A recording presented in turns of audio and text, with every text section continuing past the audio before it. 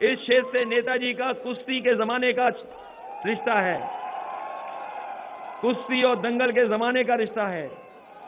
और जैसा कि अभी मंच पे कहा कि जब नेताजी को चुनाव लड़ना था, तो सुभाष यादव जी के परिवार ने उनके लिए सीट छोड़ी थी। नथु सिंह जी ने सीट छोड़ करके उन्हें विधानसभा में पहुंचाने का काम किया था। और आज जब मुझे चुनाव लड़ना पड़ रहा है, और मैं चुनाव इसलिए लड़ना चाहता हूं क्योंकि योगी से पहले चुनाव लड़ना चाहता हूं। योगी जी का चुनाव जाने कब होगा, लेकिन उनसे पहले हमारा वोट पड़ जाए, इसलिए करहेल में आए हैं। मैं आभारी हूं, और न केवल मैं आभारी हूं, पूरी समाजवादी पार्टी आभारी और धन्यवाद देती है सोवरन सिंह यादव जी का, कि जिन्होंने अपनी सीट को देने का काम किया है। वैसे तो बहुत सारे लोग ये कहते हैं कि दान से बड़ी कोई चीज नहीं होती है, लोग ये मानते हैं कि दान से बड़ी कोई चीज नहीं होती है, लेकिन मैं ये कह सकता हूं कि दान से भी बड़ा अगर कुछ होता है तो वो त्याग होता है। अगर त्याग किसी ने किया है तो आपके विधायक सोवरन सिंह यादव जी ने त्याग कर करके हमें मौका दिया है। मैं आपको भरोसा दिलाता हूं, सुभाष यादव जी का सम्मान करना हो, सोवरन सिंह जी का सम्मान करना हो, समाजवादी लोग पीछे नहीं हटेंगे। सरकार बनने पर उनका सम्मान करने का काम भी होगा। आज मुझे खुशी है कि देवेश साकी जी भी आज समाजवादी पार्टी में हमारे साथ हैं, और बड़े संख्या में आज समाजवादी पार्टी में लोग जुड़ रहे हैं। सरिता साकी जी भी समाजवादी पार्टी में आ गई हैं, रमा साकी जी भी समाजवादी पार्टी में आ गई हैं। मैं तमाम उत्साह में लोगों ने थोड़ी आतिशबाजी कर दी। अभी जानकारी मिली है कि हम पर और जयंत चौधरी जी पर कार्रवाई होने के लिए कुछ लोगों ने शिकायत की है और हजारों लोगों को अज्ञात में डाला है। अभी कुछ दिन पहले रथ चल रहा था आगरा में, उसमें भी सुनने में आ रहा है कि अज्ञात लोगों पर वहां भी कुछ जो प्रोटोकॉल है, जो कोविड प्रोटोकॉल है, उसको तोड़ने की शिकायत पर भी कार्रवाई होने जा रही है। लेकिन हमें उम्मीद है कि यहां पर कोई कार्रवाई नहीं होगी, क्योंकि यहां हम सब लोग नियमों का पालन कर रहे हैं। हम सब लोग नियमों का पालन कर रहे हैं, इसलिए यहां कोई कार्रवाई नहीं होगी। इधर हम लोगों ने देखा कि वैश्विक महामारी आई, उसके कारण हमें और आपको सबको अपना नाक और मुंह बंद करके चलना पड़ा। और आज भी ऐसा है कि अगर बीमारी से बचना है तो हमें और आपको अपने नाक और मुंह बंद करके रखना है। लेकिन अब चुनाव आ गया है, और ये चुनाव जिस चरण में है वो तीसरे चरण में है। मुझे लगता है कि जिस तरह का माहौल है, जिस तरह का परिवर्तन दिखाई दे रहा है और जिस तरह की हवा चल रही है, पहले चरण में ही सरकार के आंख और कान खुल जाएंगे। जिस सरकार ने अभी तक आंखें और कान बंद कर रखे थे, पहले चरण से ही सरकार की आंख और कान खुल जाएंगे, क्योंकि किसान से लेकर के नौजवान इस बार तैयार है इस भारतीय जनता पार्टी को उत्तर प्रदेश में हटाने के लिए। और ये बात मैं इसलिए कह रहा हूं कि यहां के किसानों ने तकलीफ और परेशानी का सामना किया है। यहां जितने किसान भाई हैं और जितने हमें नौजवान दिखाई दे रहे हैं, सब किसान परिवार से जुड़े लोग हैं।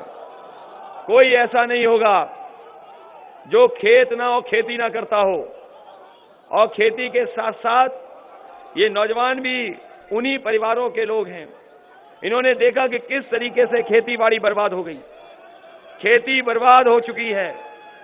और जो सरकार ये कह रही थी कि आय दोगुनी होगी, बताओ कहीं किसी किसान भाई की आय दोगुनी हो गई हो तो बता दो। और जब खाद लेने हो गए तो बताओ खाद मिली कि नहीं मिली?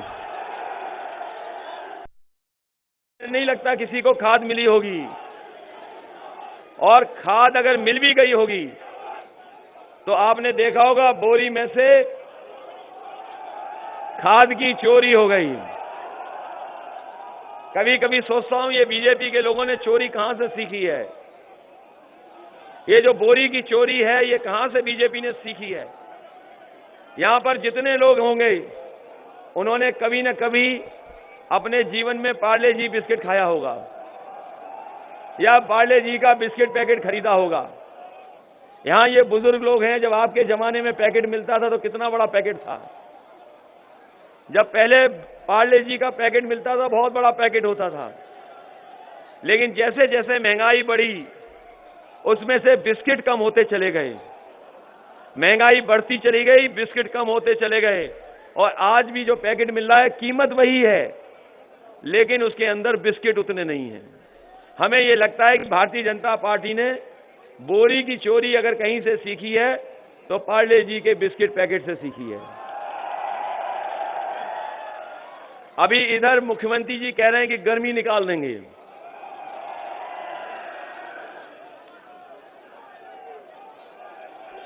अभी हमारे और आपके योगी बाबा मुख्यमंत्री जी ये कह रहे हैं कि गर्मी निकाल देंगे। पता नहीं क्यों गर्मी निकालने की बात कर रहे हैं। और जो लोग पढ़े लिखे होंगे वो जानते होंगे कि फ्रिज से जब सर्दी ठंडा करना होता है फ्रिज में, तो फ्रिज ठंडाई तभी करती है जब उसके अंदर कंप्रेसर सही चलता है।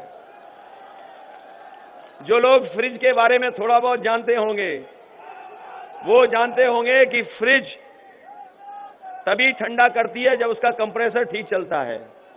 बताओ हमारे बाबा मुख्यमंत्री क्या कंप्रेसर हैं जो गर्मी निकाल देंगे? और समाजवादियों ने तय किया है, और समाजवादी पार्टी ने तय किया है कि जो लोग गर्मी निकालने की बात कर रहे हैं, समाजवादी सरकार बनेगी तो फौज में भर्ती निकलेगी और पुलिस की भर्ती निकलेगी। ये गर्मी निकालने वालों के लिए हम और नौजवानों के लिए हम कह के जा रहे हैं कि फौज की, पुलिस की भर्ती निकाल करके अपने नौजवानों को नौकरी और रोजगार देने का काम करेंगे।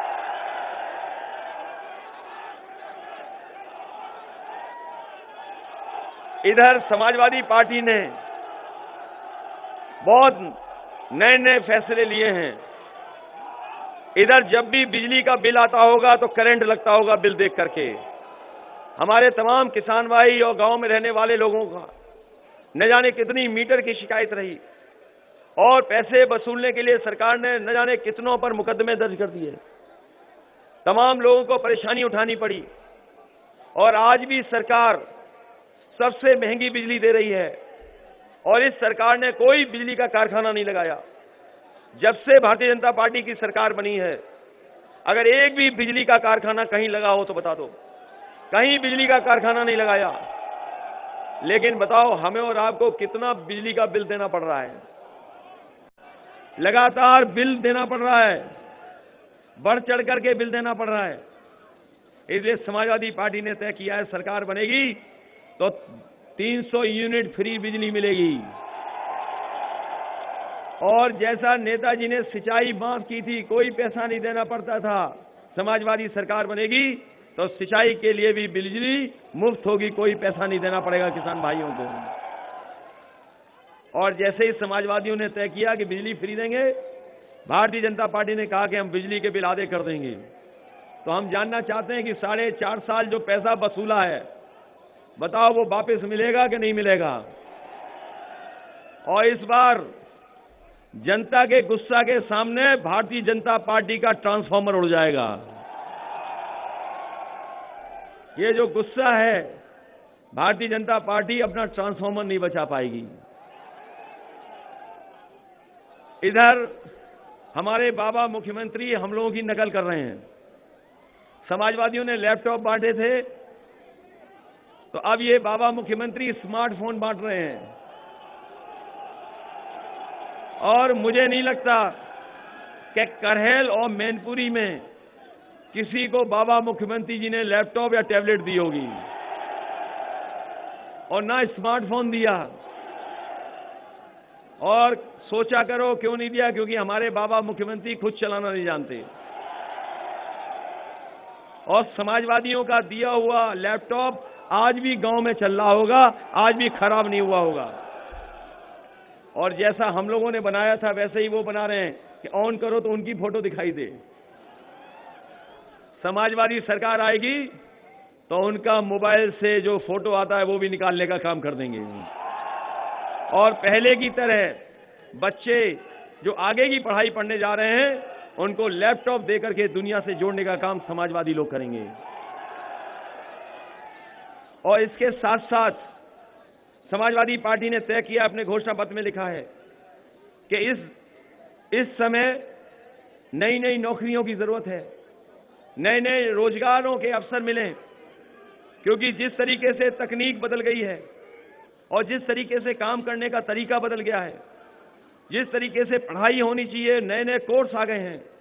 इसलिए समाजवादी पार्टी ने तय किया है कि अगर 14 लाख लैपटॉप बांट सकते हैं तो उसी क्षेत्र में आईटी के सेक्टर में अगर 22 लाख भी नौकरी नौजवानों को देनी पड़ी तो समाजवादी सरकार में उन नौजवानों को अच्छी नौकरी, लैपटॉप चलाने वाली या आज के समय पर जो नौकरियां मिलती वो देने का काम करेंगे।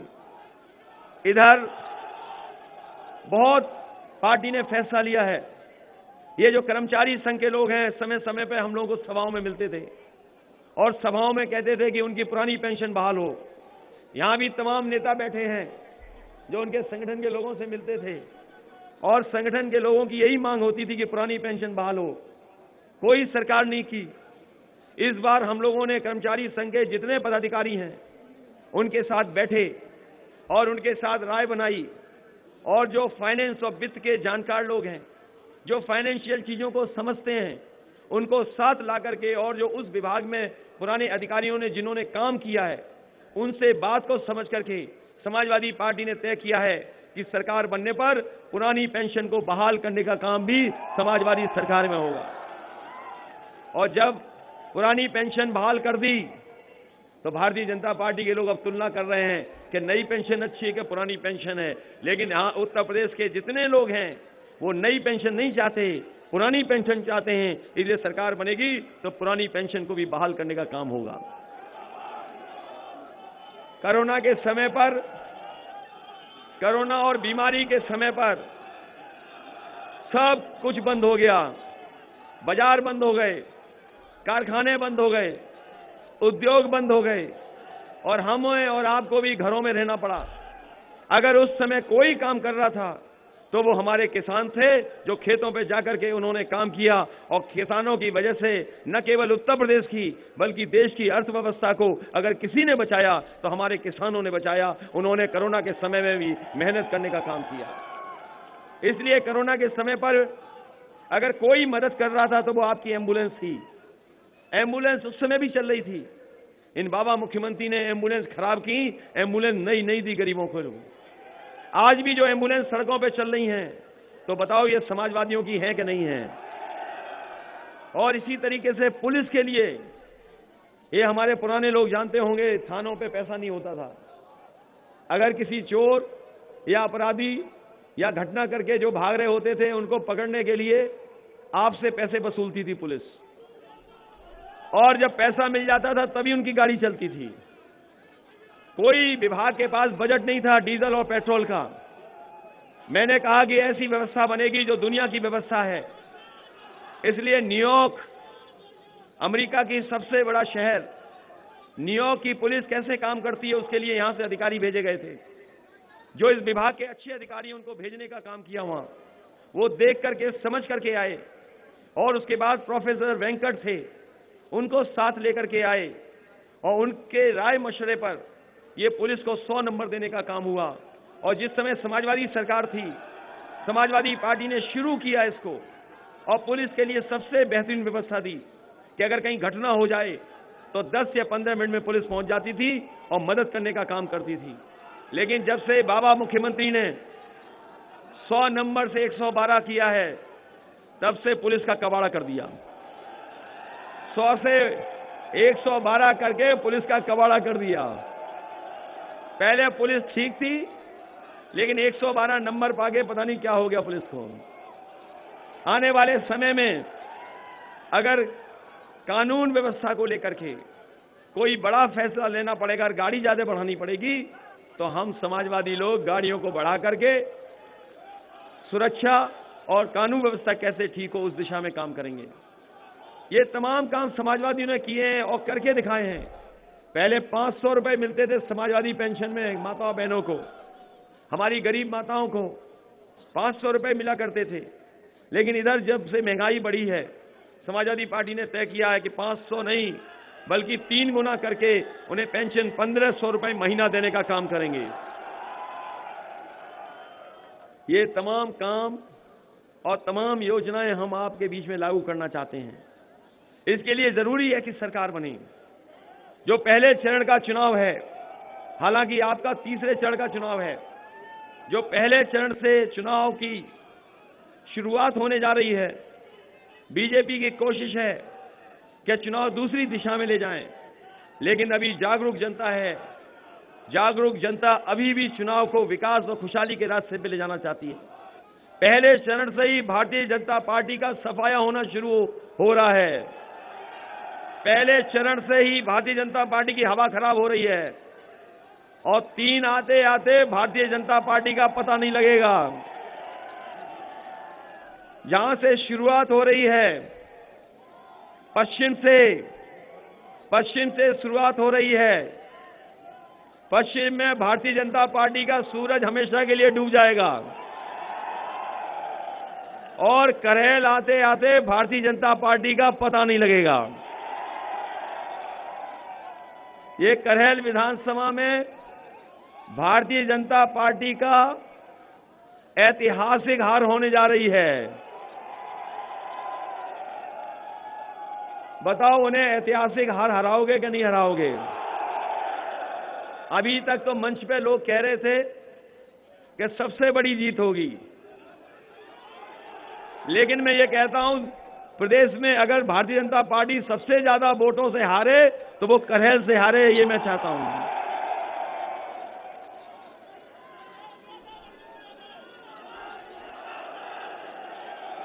इसलिए मैं ये करेल विधानसभा नेताजी के क्षेत्र की विधानसभा है। नेताजी की क्षेत्र की विधानसभा है और कभी भी ये विधानसभा पीछे नहीं रही है वोटों के मामले में। अपनी पार्टी को न जाने कितनी बार यहां की जनता ने जिताने का काम किया है। यहां बहुत सारे विधायक बैठे जो जीते हैं। ये लगातार समाजवादियों के साथ रही है। यहां की जनता ने हमेशा समर्थन किया है। इसलिए ये चुनाव न केवल हमारा है बल्कि उत्तर प्रदेश के भविष्य का भी चुनाव है। ये उत्तर प्रदेश का भविष्य का चुनाव है। ये लोकतंत्र को बचाने का चुनाव है। ये बाबा साहब भीमराव अम्बेडकर जी का दिया हुआ संविधान का बचाने का चुनाव है। बताओ, इस चुनाव से लोकतंत्र बचाओगे कि नहीं बचाओगे? बताओ, संविधान बचाओगे कि नहीं बचाओगे? और इसलिए बचाना जरूरी है कि संविधान हमें अधिकार और संविधान हमें सम्मान देता है। ये इस क्षेत्र की जनता से कोई आज का रिश्ता नहीं है समाजवादियों का। इस क्षेत्र की जनता से नेताजी का जाने कितना पुराना रिश्ता है। इस क्षेत्र से नेताजी का कुश्ती के जमाने का रिश्ता है।